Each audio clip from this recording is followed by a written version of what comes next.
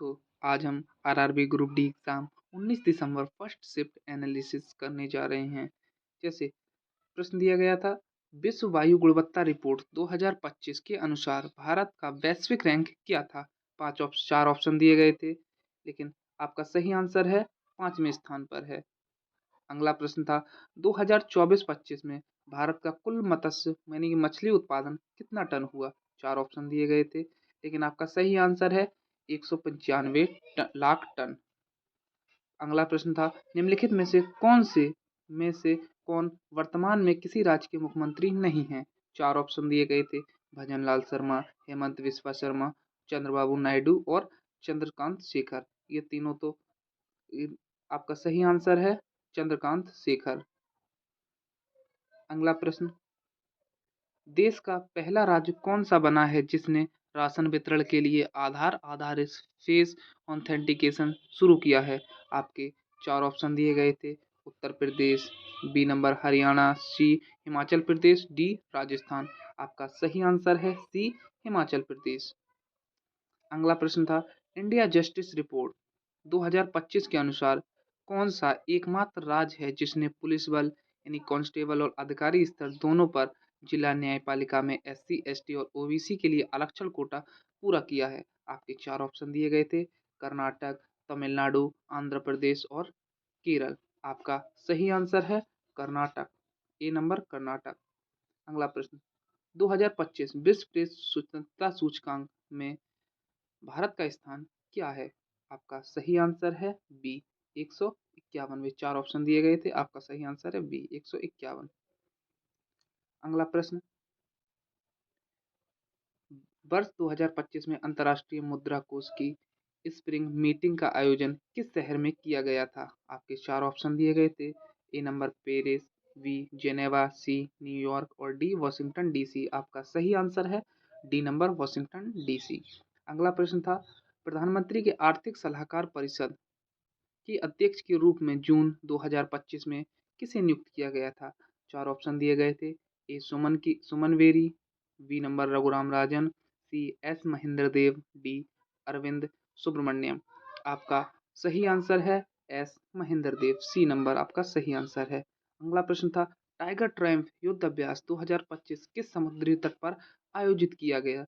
चार ऑप्शन दिए गए थे, ए मुंबई तट, बी कोची तट, सी विशाखापट्टनम तट और डी चेन्नई तट। आपका सही आंसर है सी विशाखापट्टनम तट। अगला प्रश्न था, प्रथम ई स्पोर्ट वर्ल्ड कप का आयोजन किस देश में किया गया है। चार ऑप्शन दिए गए थे, संयुक्त राज्य अमेरिका, बी चीन, सी नंबर दक्षिण कोरिया और डी सऊदी अरब। आपका सही आंसर है डी सऊदी अरब। अगला प्रश्न था, हाल ही में भारत की पूर्णतया स्वदेशी स्वचालित वायु रक्षा नियंत्रित एवं रिपोर्टिंग प्रणाली कौन सी है जिसे भारतीय सेना के लिए भारत इलेक्ट्रॉनिक्स लिमिटेड यानी कि वेल द्वारा विकसित किया गया था। आपके चार ऑप्शन दिए गए थे, त्रिनेत्र, बी नंबर था इंटीग्रेटेड एयर कमांड, सी आकाश तीर और डी समरसील्ड। और आपका सही आंसर है आकाश तीर, सी नंबर। अगला क्वेश्चन था, 2025 में अर्जुन पुरस्कार से सम्मानित स्वीटी बुरा का संबंध किस खेल से है। चार ऑप्शन है, कुश्ती, बी नंबर एथलेटिक्स, सी मुक्केबाजी और डी भारोत्तोलन। आपका सही आंसर है सी नंबर मुक्केबाजी। अगला क्वेश्चन था, नीरज चोपड़ा ने ऑस्ट्रेवा गोल्डन स्पाइक 2025 में पुरुषों की भाला फेंक स्पर्धा में कितने मीटर भाला फेंका था। आपके चार ऑप्शन दिए गए थे, 90.18 metre, B number 80.67 metre, C number 85.29 metre और डी नंबर 83.50 मीटर। आपका सही आंसर है सी 85.29 मीटर। अगला क्वेश्चन था, बैंकिंग और वित्तीय सेवाओं के लिए डिजिटल थ्रेड रिपोर्ट किस कंपनी के सहयोग से लॉन्च की गई है। आपके चार ऑप्शन दिए गए थे, टाटा कंसल्टेंसी सर्विस यानी कि टीसीएस और इंफोसिस और सी नंबर विप्रो, डी सीसा। आपका सही आंसर था डी सीसा। अगला क्वेश्चन है, मई 2025 में आईआईटी हैदराबाद और जापान की कंपनी ने मिलकर किस दीर्घकालिक यानी कि लॉन्ग रेंज वायरलेस तकनीकी को विकसित या परीक्षण किया है? चार ऑप्शन दिए गए थे।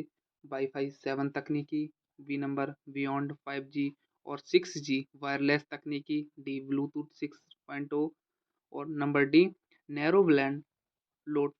आपका सही आंसर दिया गया था। सही आंसर है वी बियॉन्ड 5G और 6G वायरलेस तकनीकी। अगला प्रश्न था, विश्व एथलेटिक्स चैंपियनशिप 2025 में पहले स्थान कौन सा देश का रहा है? आपका सही आंसर चार ऑप्शन दिए गए थे। चीन, B Kenya, C number Jamaica और डी संयुक्त राज्य अमेरिका। आपका सही आंसर है डी संयुक्त राज्य अमेरिका। अगला प्रश्न था, IMED यानी कि भारत मौसम विज्ञान विभाग मौसम केंद्र ने वर्ष 2025 में कौन सा स्थापना वर्ष मनाया है? आपके चार ऑप्शन दिए गए थे। 1857 यानी कि 168वां वर्ष, 1869 156वां वर्ष या 1875 150वां वर्ष या 1901 124वां वर्ष। आपका सही आंसर था 1875 यानी कि 150वां वर्ष। अगला प्रश्न था, एक पत्थर को ऊपर की ओर 12 मीटर प्रति सेकंड के प्रारंभिक वेग से फेंका गया है, एक सेकंड बाद उसका वेग कितना होगा? यानी कि जी बराबर दिया था 9.8 मीटर प्रति सेकंड स्क्वायर। अब इसको सॉल्व करेंगे तो टाइम लगेगा इसका, लेकिन सही आंसर दिया गया था सी 2.2 मीटर प्रति सेकंड। अगला क्वेश्चन था, शुक्राणु को पोषण प्रदान करने वाली ग्रंथि या ग्रंथियां कौन सी हैं? जैसे ए नंबर था प्रोटेस्ट ग्रंथि, बी कॉपर ग्रंथि, सी सेमिनल वेसिकल और प्रोटेस्ट ग्रंथि, डी प्यूटरी ग्रंथि। आपका सही आंसर है सी सेमिनल वेसिकल और प्रोटेस्ट ग्रंथि। ये आपका सही आंसर था। अगला क्वेश्चन है, निम्नलिखित में से कौन सी मछली समुद्री नहीं है? चार ऑप्शन दिए गए थे। वेटकी या भेत्ती या प्रोम्फेट, रोहू और डी टूना। आपका सही आंसर है सी रोहू। अगला प्रश्न, निम्नलिखित में से कौन सा जटिल स्थायी ऊतक है? चार ऑप्शन दिए गए थे। पेरेनकाइमा, बी कोलेनकाइमा, सी फ्लोएम और डी मेरिस्टेम। आपका सही आंसर है सी फ्लोएम। अगला क्वेश्चन था, निम्नलिखित कथनों में से कौन से सही हैं? जैसे एक पहले नंबर पर था, दर्पण सूत्र अवतल और उत्तल दोनों दर्पण के लिए लागू होता है। दूसरा नंबर था, दर्पण सूत्र वस्तु की ऊंचाई पर निर्भर करता है। ये तो गलत है। आपका सही आंसर है केवल एक, केवल कथन पहला सही है। अगला क्वेश्चन था, यदि किसी वस्तु पर लगाया गया बल 3F कर दिया जाए और द्रव्यमान m/2 यानी कि हाफ कर दिया जाए तो उत्पन्न त्वरण कितना होगा? आपके चार ऑप्शन दिए गए थे। जैसे ए नंबर पर था a/2, बी पर था 2a, सी पे था 6a और डी पर था 3a। आपका सही आंसर है सी 6a। आपका सही आंसर है। अगला प्रश्न था, द्रव का अधिक संपीड़न क्यों नहीं होता है? चार ऑप्शन दिए गए थे। क्योंकि द्रव का द्रव्यमान स्थायी होता है, बी क्योंकि द्रव के अणुओं के बीच बहुत अधिक खाली स्थान होता है और सी क्योंकि द्रव के अणुओं के बीच मध्यवर्ती आकर्षण बल होता है और डी क्योंकि द्रव का आयतन अनिश्चित होता है। आपका सही आंसर है सी क्योंकि द्रव के अणुओं के बीच मध्यवर्ती आकर्षण बल होता है। अगला प्रश्न था, यदि पिता से एक्स वाई गुणसूत्र और माता से एक्स एक्स गुणसूत्र मिलते हैं तो बच्चे के लड़के होने की कितने प्रतिशत संभावना है? तो आपका पहले आंसर था 25%, बी 50%, सी 75% और डी 100%। आपका सही आंसर है बी 50%। अगला क्वेश्चन था, मनुष्य में बच्चे का लिंग किसके द्वारा निश्चित होता है? आपके चार ऑप्शन दिए गए थे। ए माता के एक्स एक्स गुणसूत्र, बी माता के हार्मोन से, सी माता के एक्स वाई गुणसूत्र से और डी वातावरणीय कारक से। आपका सही आंसर है सी पिता के एक्स वाई गुणसूत्र।